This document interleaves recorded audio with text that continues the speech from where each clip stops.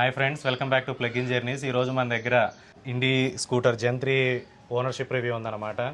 So name వచ్చేసరికి హరికృష్ణ గారు. Hi అండి. హాయ్ అండి. అండ్ మీ గురించి కొంచెం మాకు చెప్పరా, ఈ వెహికల్ ఎప్పుడు తీసుకున్నారు అండ్ మీ గురించి కూడా. నేను హరికృష్ణ అండి, హైదరాబాద్లోనే ఉంటున్నాను, సికింద్రాబాద్లో ఉంటాను. ఇది జనవరి 1 నాడు మా అబ్బాయి నాకు బర్త్డే గిఫ్ట్గా ఇచ్చాడు యాక్చువల్లీ. ఓకే, బర్త్డే గిఫ్ట్గా వచ్చింది. అవునండి. ఓకే. తమాషా కథ ఏంటంటే, నాకు ఇదివరకు హోండా ఇది ఉండేది, డయో ఉండేది. ఆ రోజు తను తిప్పాడు. యాక్చువల్లీ తను దుబాయ్లో ఉంటాడు, వచ్చాడు, తిప్పి నాన్న ఇంక ఈ బండి నడపవాకు, వేరే బండి కొనిస్తా పదా అన్నాడు.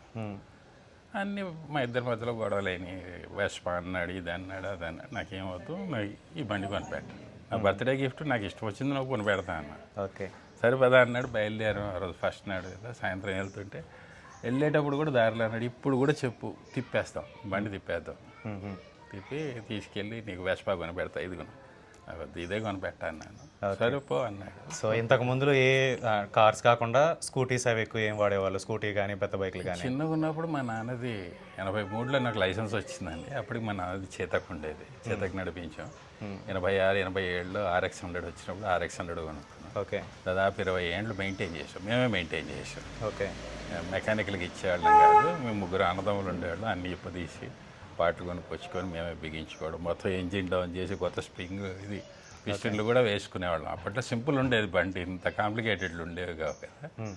మొత్తం మేమే మెయింటైన్ చేసేవాళ్ళం. సో 20 ఇయర్స్ మెయింటైన్ చేసాం. తర్వాత వేరే స్కూటర్స్? హోండా యాక్టివా వచ్చినాక 2002లో ఒక యాక్టివా కొనుక్కో, కొంచెం కన్వీనియంట్ ఉంటుంది డ్రైవింగ్ అని చెప్పి. ఎన్నాళ్ళు వాడారు యాక్టివా అని? యాక్టివా ఫస్ట్ 12 ఇయర్స్ వాడాను. ఓకే. అంతలో మళ్ళీ డయో ఉందని ఇంకోటి. ఆ డయో ఇప్పటికే ఉందండి, కానీ ఇచ్చేసాను, వేరే వాళ్ళకి తెలిసిన వాళ్ళకి ఇచ్చేసాను. ఇది వచ్చింది కాబట్టి. సో మీ అబ్బాయితో గొడవ పడేలా ఈ వెహికల్ తీసుకున్నారు. ఈ వెహికల్లో మీకు నచ్చింది ఏంటి మెయిన్గా?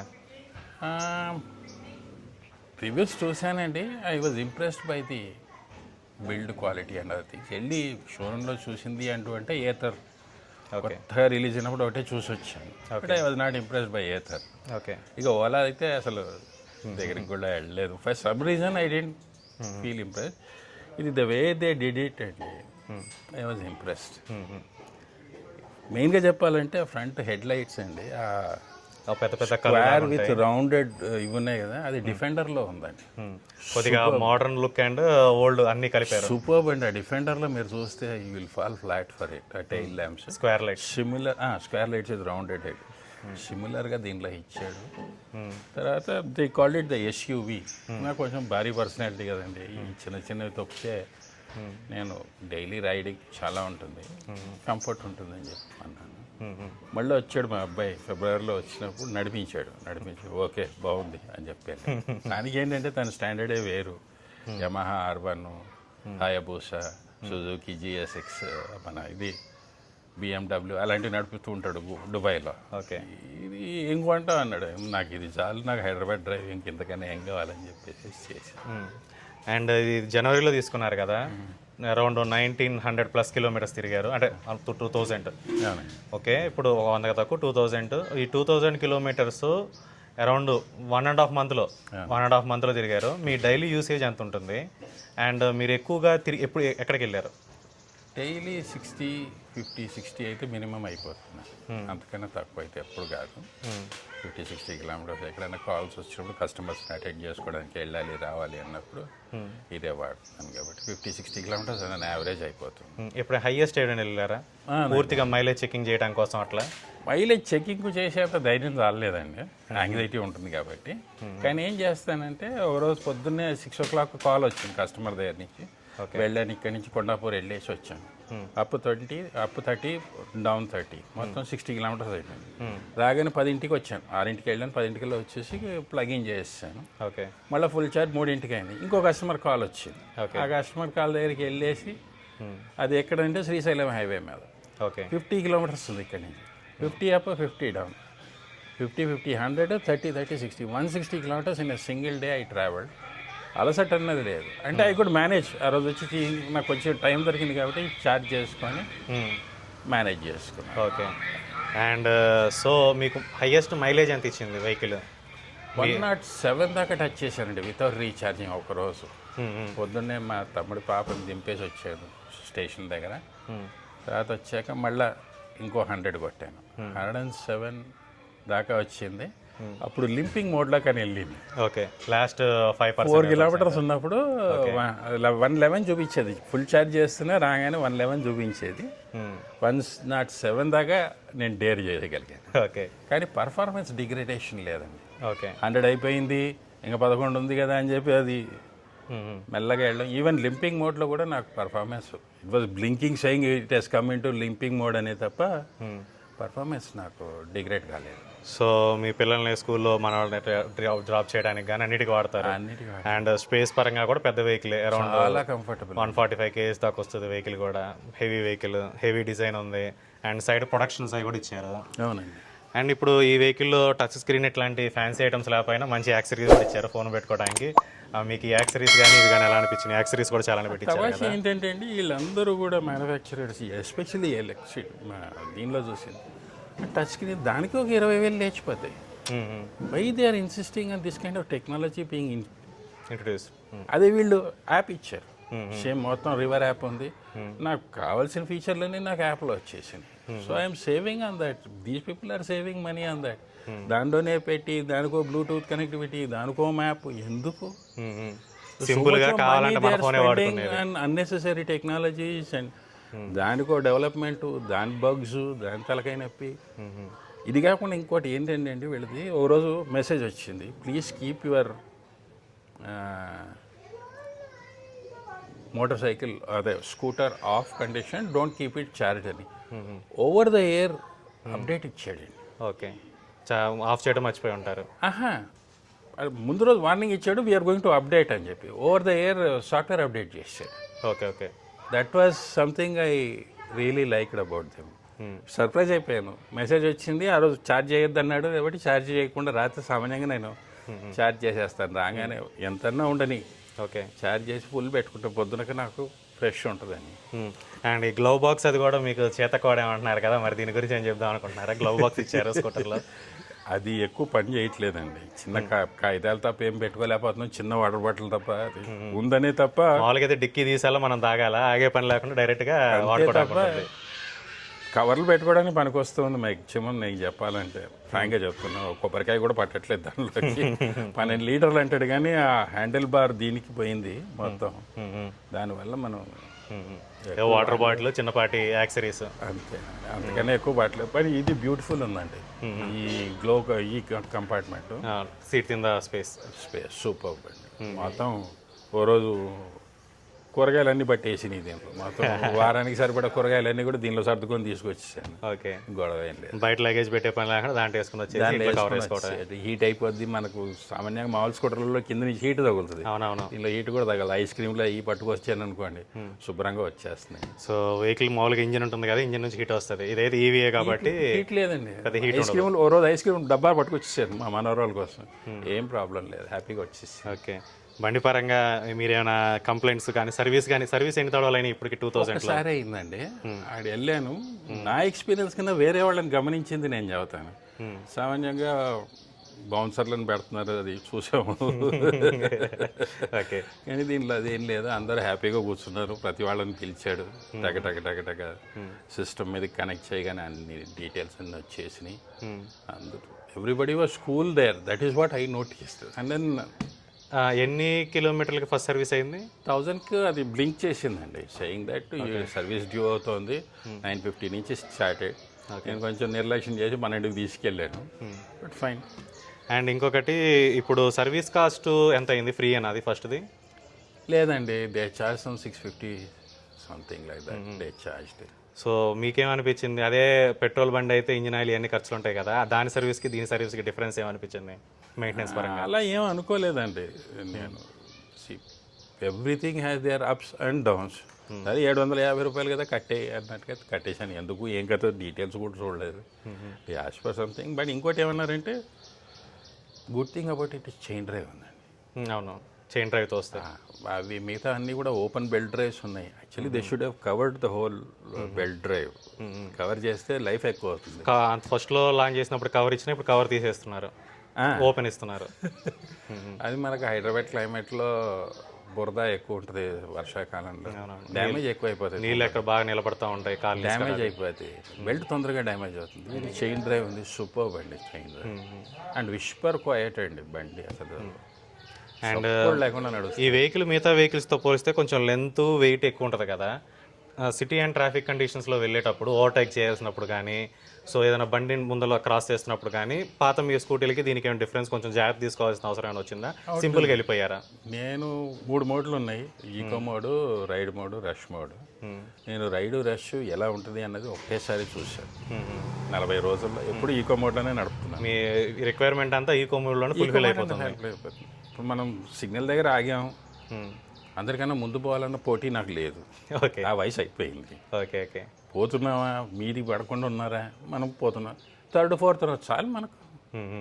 It takes a little time to pick up in eco mode, but once it picks up 45-50 ఆరామ్గా టచ్ అయిపోతుంది. Okay, that is good enough. ఎందుకంటే ఎక్కడో దగ్గర ఇంకోటి వచ్చేస్తాడు, లేకపోతే ఇంకో సిగ్నల్ పడుతుంది అడ్డం, మనం అయిపోవాల్సి వస్తుంది.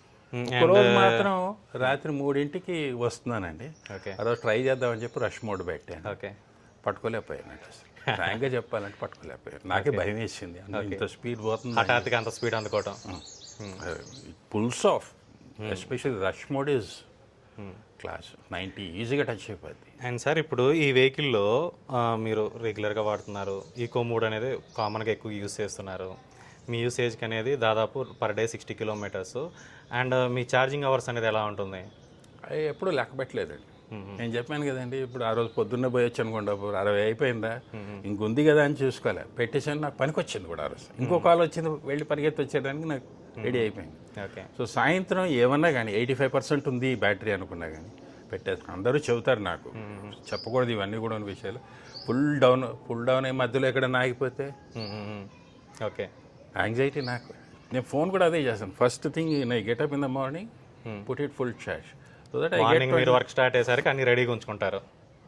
అలాగే ఇది ముందు రోజు రాత్రే పెట్టేస్తున్నాను. నేను ఎంత అవుతుంది ఏం కదా నేను ఏం చూసుకోను, ఛార్జ్ పెట్టేస్తాను, అదే ఆటోమేటిక్గా స్విచ్ ఆఫ్ అయిపోతుంది కాబట్టి గొడవ లేదు. పొద్దున్న లేయడం పీకేసి లోపల పెట్టేసుకో. సో అండ్ ఈ వెహికల్లో వాళ్ళు ఎంత క్లెయిమ్ చేశారు రేంజ్ వచ్చిందని షోరూంలో? సో వాళ్ళు ఇచ్చే ఐడీసీ రేంజ్ ఒకటి ఉంటుంది, సో రియల్ వాల్డ్ రేంజ్ ఎంత వచ్చిందని చెప్తారు. మీకు ఎంత చెప్పారు, ఎంత వచ్చింది? నాకేం చెప్పలేదండి వాళ్ళు. దాంట్లో 111 కనపడింది ఫస్ట్ డే. ఓకే, 111 ఇచ్చిందండి. ఓకే, అదే చెప్పాను కదండి, 107 దాకా వితౌట్ ఛార్జింగ్ నడిపించాను. ఓకే, 107 దగ్గర it started saying it is in the limp mode ఇచ్చింది. ఇంకా 3 కిలోమీటర్లు ఇక తిప్పలేకపోయాను, తీసుకొచ్చి పెట్టించాను. Okay, but near you can definitely say performance degradation even at 107 was not there. Okay, performance అనేది లాస్ట్ కొంచెం తగ్గుతుంది అనమాట. మిగతా బండిలో కొద్దిగా అదే కొంచెం మెల్లగా వెళ్ళిపోతాయి. పెట్రోల్ బండ్లో రిజర్వ్ మోడ్ అంటాము, దీంట్లోనేమో కొద్దిగా రిజర్వ్ మోడ్ అయినా మనకు ఆగదు కదండి. కానీ ఏంటంటే ఎలక్ట్రిక్ బండ్లలో last few kilometers you will not be getting that pickup and speed and కానీ దీంట్లో అన్నీ ఉన్నాయి. లాస్ట్ 3 దాకా పికప్ బాగుందంటారు, పర్ఫార్మెన్స్ అనేది డిగ్రేడ్ కాకుండా దాకా లాస్ట్ వరకు. ఓకే, ఇప్పుడు ఇంక్రీజ్ అయిందండి. ఆ రోజు కొన్న రోజు 111 చూపించింది, now it is giving me 118, 117 full charge. Okay, so అంటే మీ డ్రైవింగ్ కూడా ఇంప్రూవ్ అయిందనమాట ఈవీని. సో అండ్ దీంట్లో రీజన్ ఉంటుంది కదా, సో మనం యాక్సిలరేట్ వదలగానే రీజన్ కిక్ అవుతుంది, బండి వెహికల్ ఆటోమేటిక్గా స్లో అవుతుంది. అంటే మోర్ లైక్ మనకు గేర్ బండిలో క్లచ్ వదిలేస్తే కొంచెం వెహికల్ అనేది ఎట్లా స్లో అవుతుందో కొంచెం దీమే కొంచెం ఎక్స్ట్రా స్లో అవ్వచ్చు. అది మీకు ఎలా అనిపించింది? దానివల్ల మీరు ఏం డిఫికల్టీ ఫేస్ చేశారా?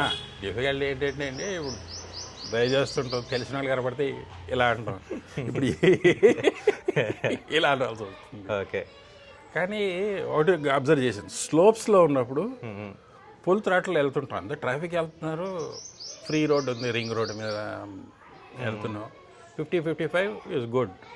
55 తర్వాత it starts slowing down, I can feel it. ఆ రీజన్ వల్లే చేస్తుంది అది. సో అది ఈకో మోడ్లో ఆ లెవెల్ దాటి వెళ్ళకుండా ఆపుతూ ఉంటుంది అనమాట. 55 మధ్యలో you can go further, I can sense it, but it is slowing down and then regenerating. అంటే మీరు ఫన్నీగా అనిపిస్తుంది అది. అది యాక్చువల్లీ ఏం జరుగుతుందంటే 55 ఈకో మోడ్లో కదా, అంత మించి దాటకుండా ఆ వెహికల్ ఆ స్పీడ్ లో ఉండేటట్టుగా కంట్రోల్ చేస్తుంది. And it is regenerating.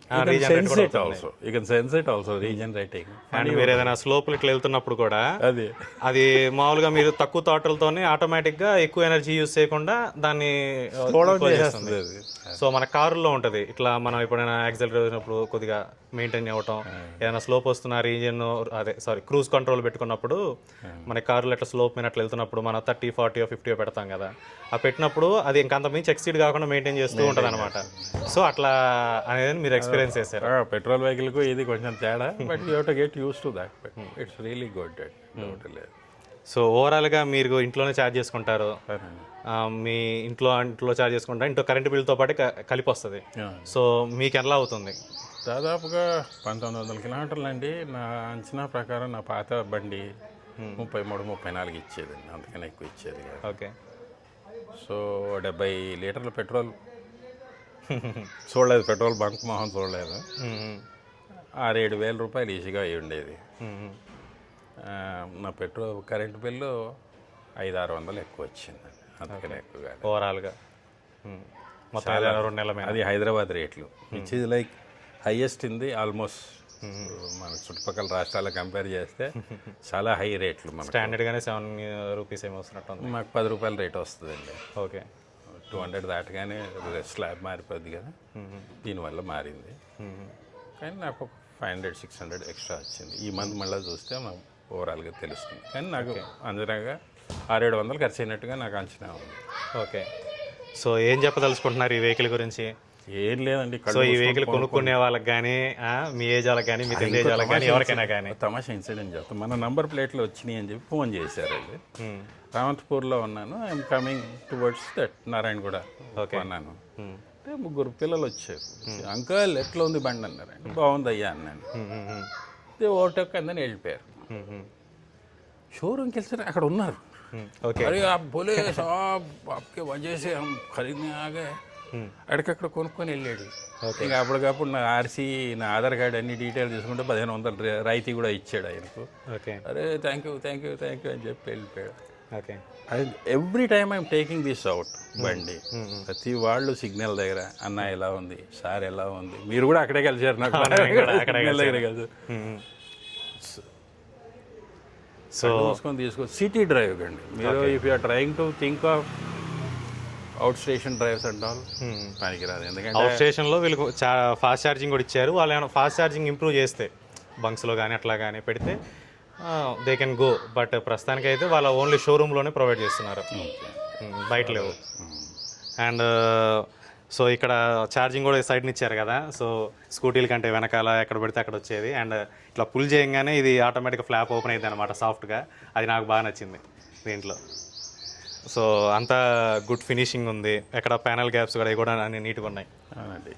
Vehicle length ఉండడం వల్ల, and it's almost like A motor cycle. 150cc motor cycles ఉన్నాయి కదా మన FZS కానీ, సుజుకి GSX 150, 250, అదే ఫీలింగ్ వస్తుందండి. Comfort is excellent, top of the line. ఆ రోజు చెప్పాను కదా 160 కిలోమీటర్లు నడిపించిన, బ్యాక్ ఏక్ లేదు, వైబ్రేషన్స్ లేనందువల్ల హ్యాపీగా నడిపించాను. సిటీ డ్రైవ్కు కళ్ళు మూసుకొని తీసుకోవచ్చు. ఓకే, అందరికీ ఇదే రికమెండ్ చేస్తాను. Okay, you can take it blindly. And ఆ రోజు ఓవర్ ద వైర్ అప్డేట్ ఇచ్చేసరికి ఐ వాజ్. సో సార్, ఈ వెహికల్ మీ వయసు వాళ్ళకి కానీ, మీకన్నా చిన్న వయసు వాళ్ళకి కానీ ఏమైనా ఎట్లా రికమెండేషన్ సంబంధించిన ఒక మాట చెప్తారా? ఇది 3 మోడ్లు ఉన్నాయి కనుక ఎవ్రీ సెగ్మెంట్కు పనికి వస్తుందండి. పిల్లలకి రష్ మోడ్లో పెట్టుకున్నారంటే అసలు అద్భుతం. యమహా ఫీలింగ్ వస్తుంది. RX-100 నడిపిన వాళ్ళు అదే ఫీలింగ్ ఉంది, ఏదైతే. నా అలాంటి వాళ్ళకు అందరిలో ఉన్నామా నడిపించే వాళ్ళు, మనకు పని జరిగిందా లేదా, ఆన్ చేసామా, స్విచ్ వచ్చేసి పాం హారన్ కొట్టకుండా మనం ముందున్నాం అన్న ఫీలింగ్ హ్యాపీగా ఉందండి. డౌటే లేదు, టెన్షన్ లేదు. అంటే ఇప్పుడు నేను చిన్న ఉన్నప్పుడు లూనా నడిపించాను. ఆ లూనా ఉన్నప్పుడు ఏమయ్యేదండి, వెనకవాడు బాయ్ కొట్టేవాడు, ముందు పోదు బండి. ఇది అట్లా లేదండి. You are not first but you are not last. Okay. So sir, thank you sir. Okay, మీ రివ్యూ అనేది అందరికీ చాలా ఉపయోగపడుతుంది. సో ఇదండి జెన్3 అనమాట, ఇండి స్కూటర్. అండ్ మనం ఈ వెహికల్ రివ్యూ చేయబోతున్నాం. అండ్ ఓనర్షిప్ రివ్యూ అయిపోయింది, రేంజ్ టెస్ట్ కూడా చేయబోతున్నాం. సో మన ఛానల్ సబ్స్క్రైబ్ చేసుకోండి. And thank you sir. And thank you for watching. Pend uncle pend